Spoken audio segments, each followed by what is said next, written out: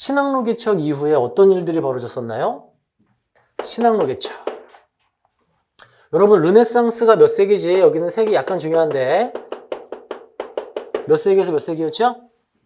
14세기부터 16세기가 르네상스였죠? 그치? 종교개혁이 일어났던 게 16세기야.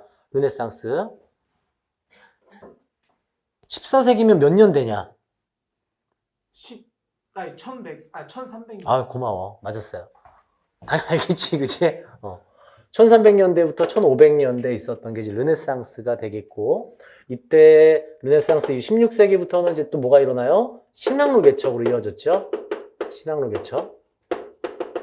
신항로 개척을 통해서 신대륙이 발견이 됐잖아. 신대륙에서 실버랑 감자, 고구마 이런 작물들을 가지고 오기 시작합니다. 그래서 은이 막 들어오니까 가격혁명이 막 일어났어요. 가격혁명. 물가가 막 폭등했던 거 기억나죠? 물가가 폭등했던 거. 그 다음 상업혁명. 이게 뭐야, 상업혁명이? 유통중심의 이윤을 추구하는 상업자본주의의 형성. 이렇게 이어졌죠. 그리고 이 신항로 개척에 투자를 한 왕들이 은을 이제 받으면서 떼돈을 법니다. 부자가 됐어요. 중상주의 정책과 함께. 그래서 그 막강한 돈을 바탕으로 뭐로 이어진다? 절대 왕정으로 이어진다고 했죠. 그래서 아마 지난주에 왕들의 업적을 막 쭉 정리를 했어요. 에스파냐, 펠리페 2세. 몰랐지? 에스파냐, 펠리페 2세. 영국, 엘리자베스 1세. 튀어나와야죠. 프랑스, 루이 14세. 앙리 4세, 루이 14세. 앙리 4세는 뭐 했더라? 낭트칭령. 그 다음 루이 14세. 그 다음 동유럽은 좀 늦어졌죠. 한 100년 정도 뒤늦게 시작이 됐고요. 프리드리히 2세. 국가 제1의 공복을 자처했던 프리드리히 2세가 프로이센인데, 프로이센은 어느 왕국이야? 어느 지역이야? 프로이센. 독일이 영방국가였잖아. 그 중에 하나입니다. 프로이센. 알겠지? 프로이센은 프리드리히 2세가 있었고, 러시아. 표트르 대제와 여자 하나 더 예카테리나 2세 이렇게 정리했었죠. 그치? 절대왕정. 바로 이 시기에 과학기술이 발전을 하면서 과학혁명이 일어났어요. 요 신항로 개척과 함께 이때 과학혁명까지. 근대 과학기술이 발달하면서 사람들이 이 사물을 보는 관점이 조금씩 달라지기 시작합니다. 수능에서는 과학혁명과 관련해서 인물 문제가 좀 출제될 때가 있어요. 인물 키워드. 키워드가 인물로 나와서 이 인물 몇 세기인데? 이 세기에 어떤 사건이 있었는데? 이렇게 유출을 하는 문제가 출제가 돼요. 자, 내려가 볼게요. 과학혁명. 16에서 17세기 과학 분야에서 탁월한 업적 출현으로 과학체계가 바뀌게 되네요. 서아시아에서 과학기술을 수용하게 되고요. 관찰과 실험을 위한 새로운 도구들, 렌즈, 망원경, 현미경 등이 발명이 됩니다. 천문학, 즉 하늘을 바라보는 관점도 달라지기 시작하는데 여기서 중요한 건 코페르니쿠스는 16세기예요. 코페르니쿠스는 16세기. 16세기죠. 16세기. 코페르니쿠스. 16세기. 지구가 뭐한다? 돈다. 지구가 돈다. 지동설을 주장한 인물이고 여기서는 이 사람의 책 이름은 외워줘야 돼. 천체의 회전에 관하여.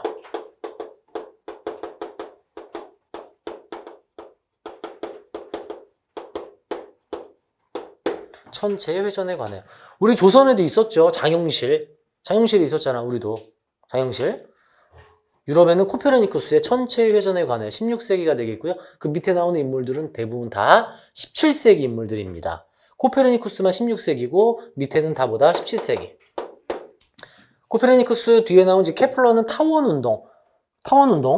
태양을 중심으로 타원운동을 하는 것을 입증하게 되고 갈릴레이가 별표죠. 갈릴레이가 좀 많이 나왔어요. 자, 이건 어떻게 외우냐면 갈릴레이는 케플러는 타원운동이고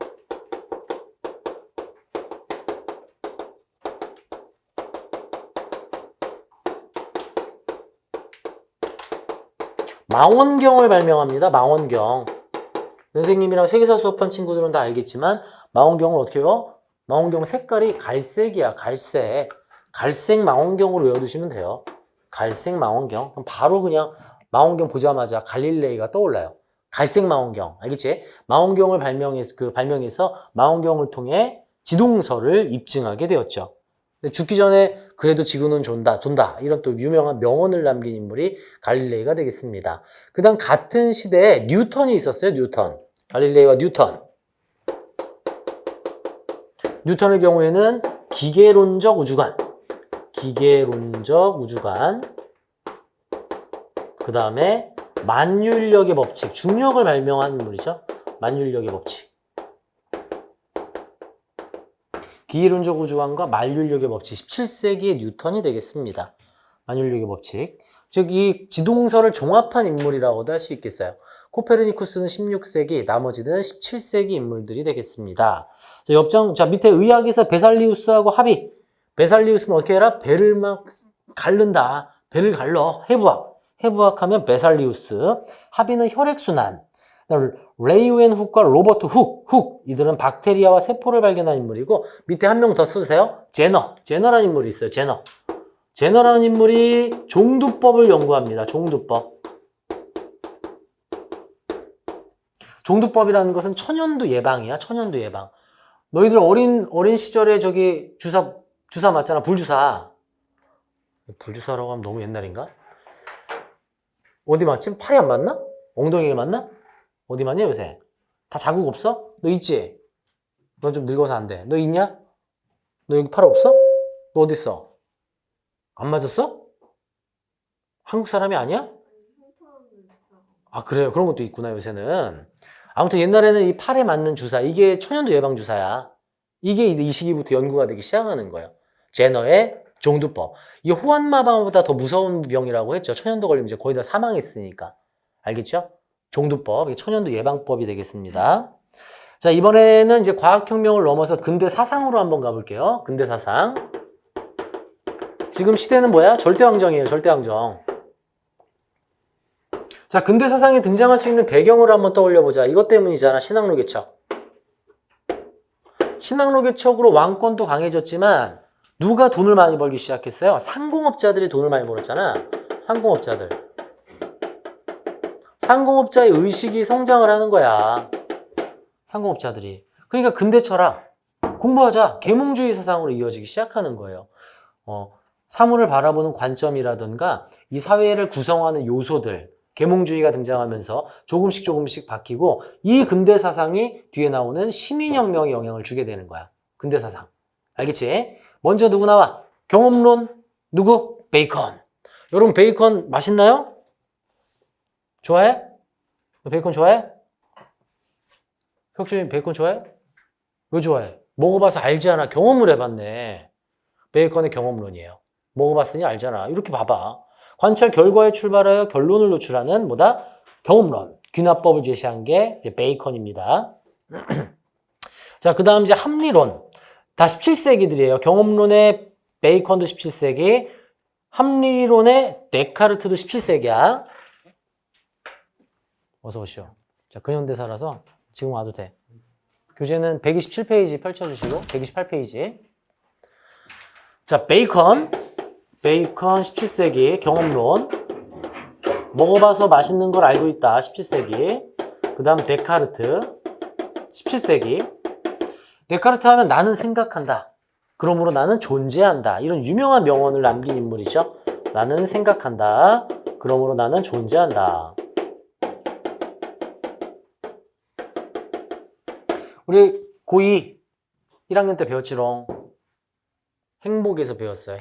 행복에서도 배웠고 베이컨, 데카르트가 언제 나와? 인간중심주의 사상가에서 배웠어요. 기억나니? 인간중심주의, 공동체주의 뭐 이렇게 있었잖아. 통합사회에서 있었다고 기억하시면 돼요. 알았지? 베이컨, 데카르트. 데카르트는 이제 합리론. 우리는 생활과 윤리와 사상 수업이 아니야. 그치? 세계사지. 이 디테일하게 공부할 필요가 없어요. 뭐만 보면 돼? 17세기다. 17세기. 요거야, 우리 세계사는. 베이컨, 데카르트 17세기. 단 코페르니쿠스만 16세기. 이렇게 연결시키시는 거예요.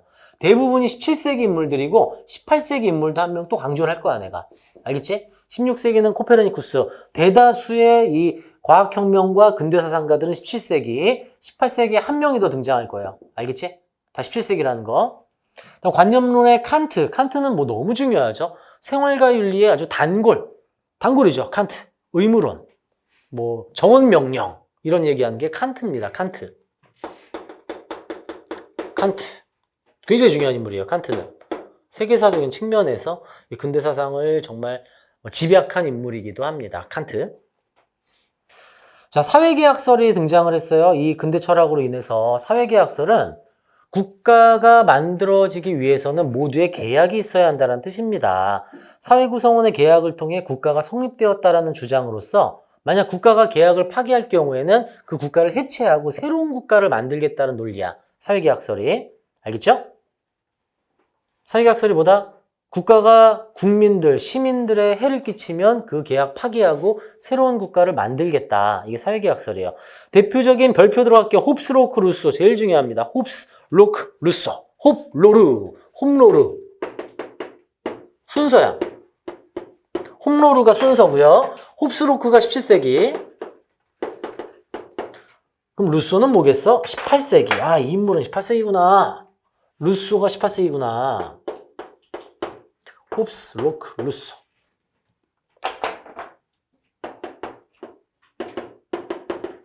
자, 대표적인 사회계약설을 주장한 인물이고 단계를 거쳐간다고 생각하면 돼. 사회계약설 1단계, 2단계, 3단계라고 생각해. 우선은.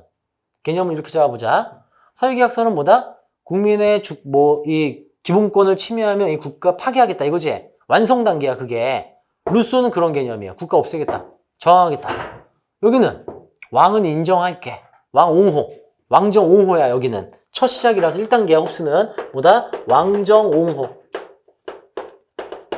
왕이 지배하는 거 옹호할게, 인정할게. 하지만 사회는 계약으로 구성되어 있어. 살짝 얘기하는 거지. 알겠지? 그 다음이 여기가 2단계. 루소는 끝판왕. 저항권. 저항해. 국가 없애버려. 이렇게 강조하는 게 루소가 되겠습니다. 이들 역시 직접 쓴 책 이름이 문제로 출제가 잘 돼요. 홉스는 리바이어던이라고 써놓을까요? 리바이어던.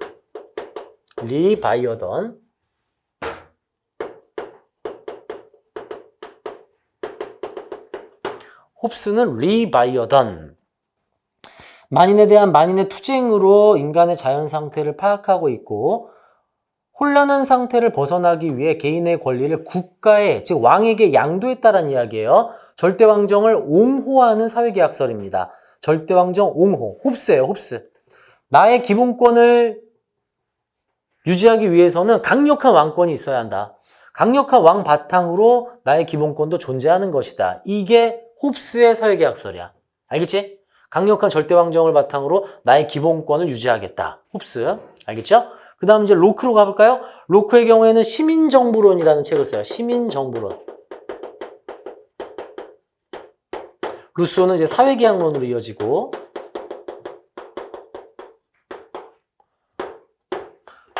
윤리하는 분들은 되게 디테일하게 나와. 근데 우리 세계사는 몇 세기인지와 왕정 옹호 정도, 근데 저항권을 루소가 가지고 있다 이 정도. 그 다음에 이들이 쓴 책 이름으로 문제를 푸시면 돼요. 어떤 식으로 나오냐면 그래서 자료가 이렇게 나와. 막 무슨 글이 나와. 어떤 사람이 얘기한 게. 근데 마지막에 리바이어던 이렇게 써 있어.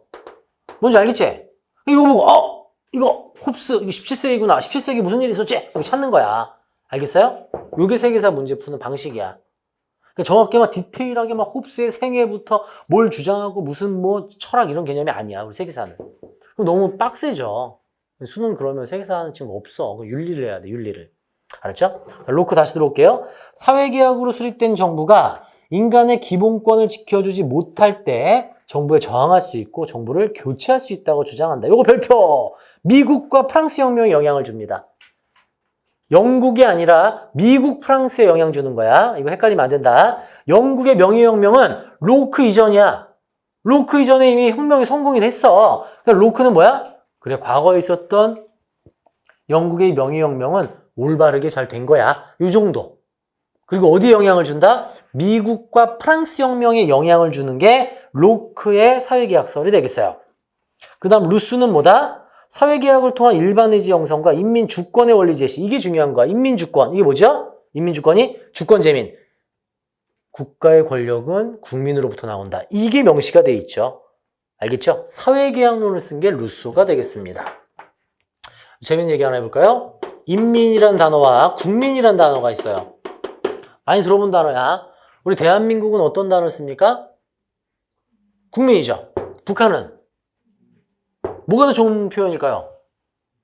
인민이 더 좋은 표현이에요, 이게.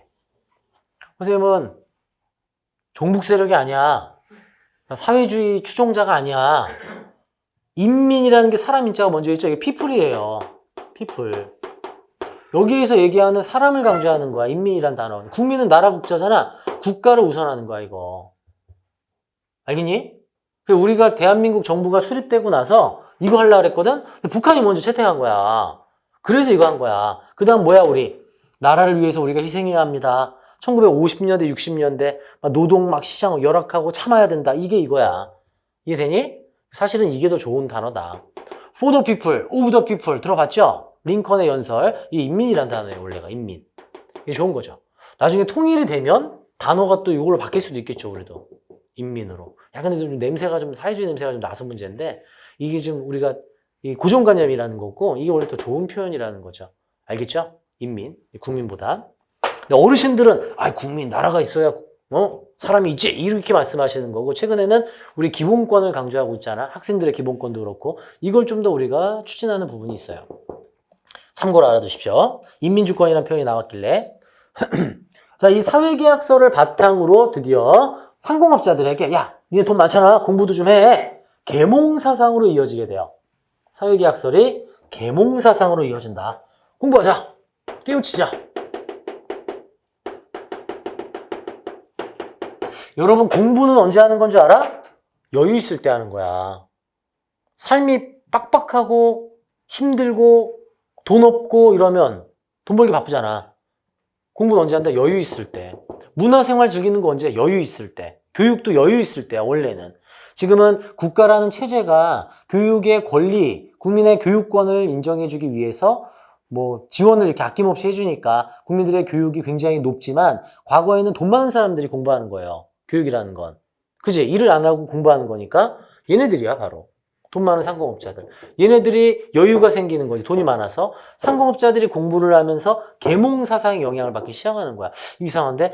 내가 목숨 걸고 신대륙에 가서 돈 벌어왔는데 왜 내 돈으로 왕과 소수의 귀족들은 떵떵거리며 살고 나는 왜 이렇게 힘들게 살고 있지? 내가 돈 벌어왔는데?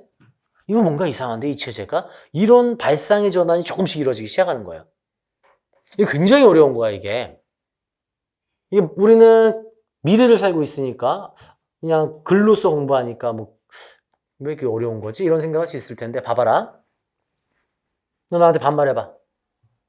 어려워. 이런 식이야. 이게 안 돼. 딱 몸에 배겨가지고. 1894년 갑오개혁 때 신분제가 혁파됐어요. 법적으로. 법적으로 신분제가 사라졌어. 94년에 우리나라에서. 벽지에 뭐 1차 갑오개혁 해가지고 막 내용이 붙어있다고 해보자. 내가 여기 있는 이 친구의 노비야. 내가 노비야, 얘. 내가 법지를 봤어요. 내가 30몇 년 동안, 20몇 년 동안으로 바꿀게. 20몇 년 동안 얘 노비로 살았어. 얘네 집에 태어나가지고. 내가 아씨로 모시고 있는 중이야. 근데 벽지를 보고 신분제 혁파를 확인했어. 그럼 집에 들어오자마자, 야, 이년아, 이게 되겠어? 이거 안 돼. 법적으로만 없어진 거야, 신분제가. 똑같아. 이게 사회적으로 신분제가 사라지게 된 것은 정확하게 광복이 되면서 개혁이 이루어지면서 바뀌는 거거든, 의식이. 이해되지? 광복되고 나서도 노비에 대한 그 마인드는 그대로 남아있어요. 이걸 깨기가 정말 어려운 거야. 여기도 마찬가지라는 거지. 이 상공업자들은 당연히 자기는 돈 벌고 세금 갖다 바치는 사람으로 존재하는 거야. 근데 이 의식이 바뀌게 된 게 이것 때문이라는 거지. 왜 그러고 살아? 이게 지금 책들에 써 있는 거야. 너 그렇게 열심히 돈만 벌어올 필요 없어. 너도 정치에 참여할 수 있어. 이런 게 쓰여 있는 거야. 이들이 주장한 게 특히 로크하고 루소의 책들에서. 이걸 상공업자들 읽으면서 아, 그런가? 나도 정치에 참여할 수 있는 건가? 감히 내가? 이런 생각. 이 계몽주의가 시민혁명에 엄청난 역할을 하게 되는 거예요. 알겠죠? 사람들의 의식이 완전히 뒤바뀌게 되는 거죠. 그럼 어떤 것으로 인해 이 유럽 사회가 바뀌는 거야? 얘 때문이죠, 얘. 이건 왜 됐어? 오스만 제국이 지중해를 장악해가지고. 지중해 무역은 왜 활성화됐더라? 십자군 전쟁 때문이잖아. 중세 유럽 십자군 전쟁이 유럽 사회를 이렇게 뒤바꿔 놓고 있는 상황입니다. 여기까지가. 알겠죠? 이 쫙 한 라인으로 연결이 되는 거야, 이렇게. 알았지?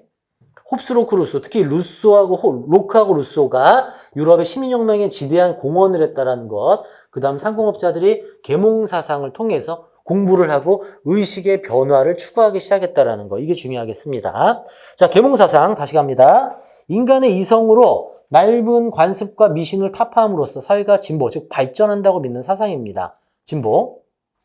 자, 요 단어도 우리 알고 가야지. 자, 보수하고 진보가 있어요. 보수하고 진보 많이 들어봤지? 보수, 진보. 정당 중에 보수 정당은 대표적인 자유한국당이 있고 진보 정당은 민주당이 있습니다. 보수하고 진보. 보수는 뭐야?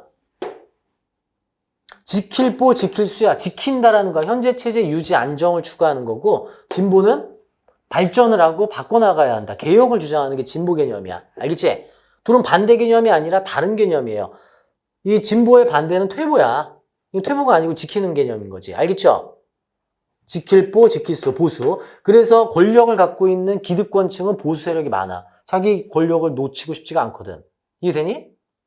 귀족들 대부분 보수겠죠. 하지만 상공업자들은 정치 참여를 해야 되니까 개혁을 해야 돼. 그러니까 진보 측면이 많은 거죠. 이게 어떤 개념으로 가는 거냐면 프랑스 혁명 때 얘기해 줄 건데 프랑스 왕이 이렇게 있고 상공업자들이 정치에 참여하기 시작해. 상공업자 출신들의 의회 국회의원들은 왕이 왼쪽 편에 이렇게 서 있고요. 귀족 출신들은 오른쪽 편에 이렇게 서 있어. 그럼 이쪽이 뭐겠어? 여기가 진보가 되는 거고 여기가 보수가 되는 거지? 여기가 왕이 왼쪽 날개 좌익. 여기가 왕이 오른쪽 날개 우익이라는 표현이야. 좌익과 우익이라는 표현이 여기서 나오는 거예요. 프랑스 혁명에서. 상공업자들로 구성되어 있는 평민의회가 왼편, 귀족들 의회가 오른편에 있어서 좌익, 우익. 두 날개가 함께 날아야 일직선으로 날아갈 수 있잖아. 둘 다 필요한 거죠. 진보 보수는. 둘 다 필요한 거야. 알았지? 이게 어디서부터 시작된다? 이 시민혁명에서부터 진보 보수라는 개념이 나오기 시작하는 거예요. 이 계몽사상으로 현재의 절대왕정을 깨트리고 싶은 건 진보가 되는 거지. 사회개혁이니까. 이해되니? 반면에 왕과 소수의 귀족들은 현재의 권력을 누리고 싶어서 보수 세력으로 집권을 하고 있는 상황인 거예요. 이제 둘의 싸움이 벌어지기 시작하는 거야. 이걸 누가 불을 붙였다? 계몽사상가들이. 공부해라. 사회를 바꿔야 된다. 대표적인 계몽사상가로 한번 가볼게요. 볼테르. 볼테르는 패키지 인물이 있어요. 자, 프로이센의 계몽군주 누구입니까? 볼테르 하면 누구? 프리드리히 2세랑 패키지야. 자, 절대왕정 루이 14세 패키지 인물 기억날 건데 누구였더라? 콜베르. 여긴 콜베르.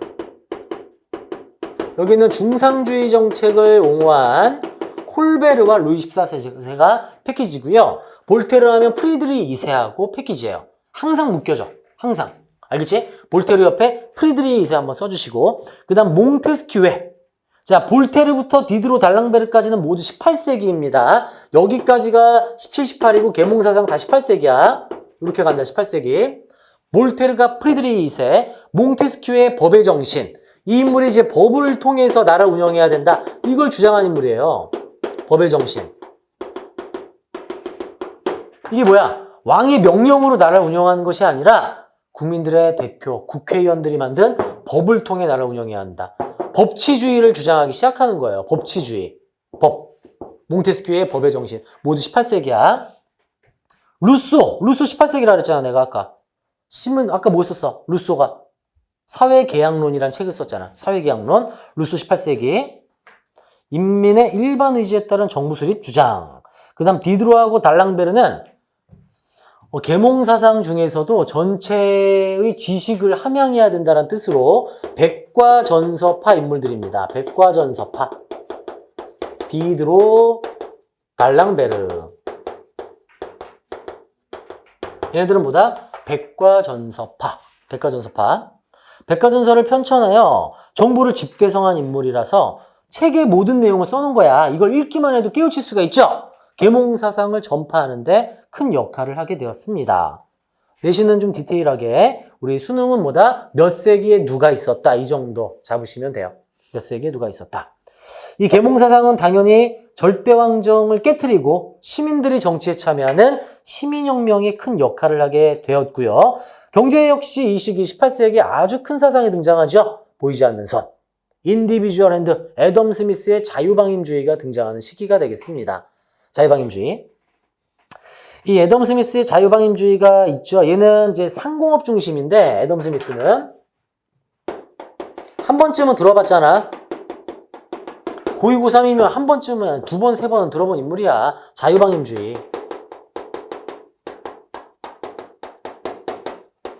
보이지 않는 선. 방임이 뭐야? 그냥 풀어놓고 키운다라는 거잖아. 이거예요. 경제에 누구도 간섭하지 말고 방임해라. 경제를 그냥 내버려 두면 보이지 않는 손이 작동해서 경제가 발전할 것이다. 이 얘기야. 이런 얘기죠. 저녁 뭐 먹었어? 저녁 뭐 먹었어? 어? 빵 먹었어? 빵? 빵 맛있었어? 그럼 저 친구가 채희가 맛있는 빵을 먹을 수 있는 이유는 무엇일까요? 빵 만드는 빵집 사장님이 채희를 위해 열심히 맛있게 만들었을까? 뭐야, 이 아저씨가 그 빵 왜 맛있게 만들어? 맛있어야 팔리고 자기가 돈 벌어서 자기가 뭔가 하고 싶은 걸 할 거 아니야. 이게 보이지 않는 손이야. 내가 잘 살기 위해 물건을 팔아야 되니 맛있게 만드는 거야. 경쟁을 해야 되는 거고. 내가 잘 살기 위해서. 이게 인간의 이기주의거든. 그게 작동을 해서 내가 나 잘 살기 위해 열심히 살면 자연스럽게 경제가 발전한다는 논리. 이게 자유방임주의야. 알겠니? 더 나아가서 경제 프로는 상공업자들이다. 국가, 왕, 귀족, 네가 뭘 알아? 내가 경제 다 담당하는데 내가 경제에 모두 관여할 테니까 너는 방임만 해. 넌 구경만 해. 이게 자유방임주의랑 또 연결되는 거야. 우리가 경제 프로다. 우리가 알아서 하겠다. 국가에서 간섭하지 마라. 그래서 우리 경제 용어로 이때를 뭐라 그래? 소극적 국가라고도 얘기하죠. 이게 산업혁명과 연결되는 거고. 18세기 1700년대. 자, 그리고 농업을 강조한 인물도 있어요. 이거 헷갈리면 안 된다. 상업을 강조한 애덤 스미스도 있지만 중농주의를 강조한 인물도 있어요. 농업도 중심이다. 케네라는 인물, 같은 시기 18세기 인물, 중농주의 케네라는 인물도 필기를 해두십시오. 케네까지.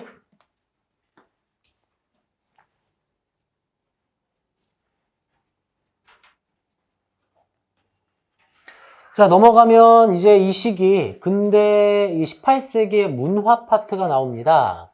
17세기와 18세기로 나누어져 있는데요. 자, 우리 복습 얼마나 했나 보자. 고딕 양식 몇 세기야 이거? 고딕 12세기죠 이거. 11세기는 뭐였어? 벽이 두껍고 창문이 조그마고 어두침침하고 고풍스러운 느낌의 로마네스크. 이렇게 세계 구분해 두세요. 알겠죠? 그 다음 17세기하고 18세기로 나오는데 절대왕정식이 루이 14세가 17세기, 프리드리히 2세가 18세기야. 루이 14세가 만든 게 뭐야? 베르사유 궁전이죠? 베르사유 궁전은 무슨 양식이야? 바로크 양식. 여긴 바로크. 그 다음 상수시 궁전. 프리드리히 2세가 만든 상수시 궁전은 로코코 양식입니다. 정말 미안한 게 로코코 양식은 내가 잘 모르겠어. 내가 미술 전공이 아니라서. 그냥 18세기 로코코 양식이다 정도만 나도 알고 있어요. 내가 로코코 양식 건물을 직접 본 적이 없어가지고 요즘 미안해. 세계 선생님이라고 세계를 다 다니진 않아요. 알겠지? 나도 가보고 싶어. 나도 보고 싶어. 바로크 양식은 원체 많고 18세기 로코코 양식은 그리 많지가 않아. 알겠죠? 고딕 양식은 알죠? 뾰족뾰족 첨탑들. 우리나라에도 많잖아. 알겠지? 바로크 양식하고 로코코 양식. 자, 그리고 17세기 재밌는 게 뭐다? 비읍이 많이 들어간다고 내가 지난주에 얘기해줬어. 비읍. 17세기 비읍. 바로크 양식, 베르사유 궁전, 비발디, 바흐. 이게 다 17세기예요. 그 다음 18세기 하면은 로코코의 상수시 궁전, 모차르트와 베토벤. 베토벤이 어떤 인물과 동시대에 살았죠? 보나파르트. 몰라? 세계사를 선택한 친구들이 보나파르트를 모르면 어떡해. 보나파르트. 이런 명언을 남겼는데 나는 땅에서부터 키를 재면 가장 작지만 하늘에서부터 키를 재면 가장 큰 사람이다. 몰라?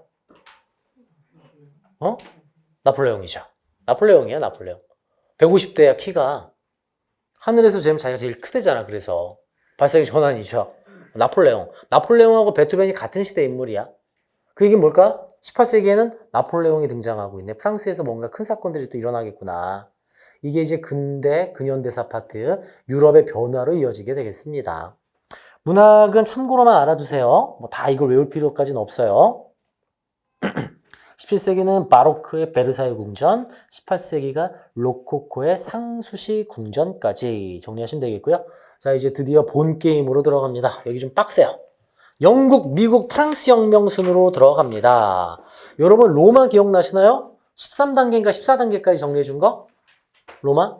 기억나니? 포에니 전쟁, 라티푼디움, 그라쿠스 형제 개혁, 실패, 빈부격차가 커지면서 로마 혼란 시대, 1차 삼두정치, 2차 삼두정치, 옥타비아누스의 제정시대, 오연제 시대, 군인왕제 시대 막 있었죠? 단계가 있었잖아.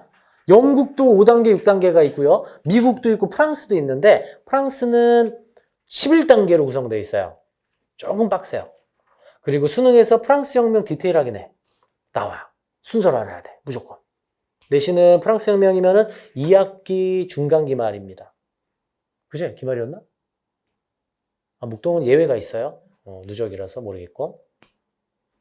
아무튼 야, 양천고도 2학년이 세계사가요?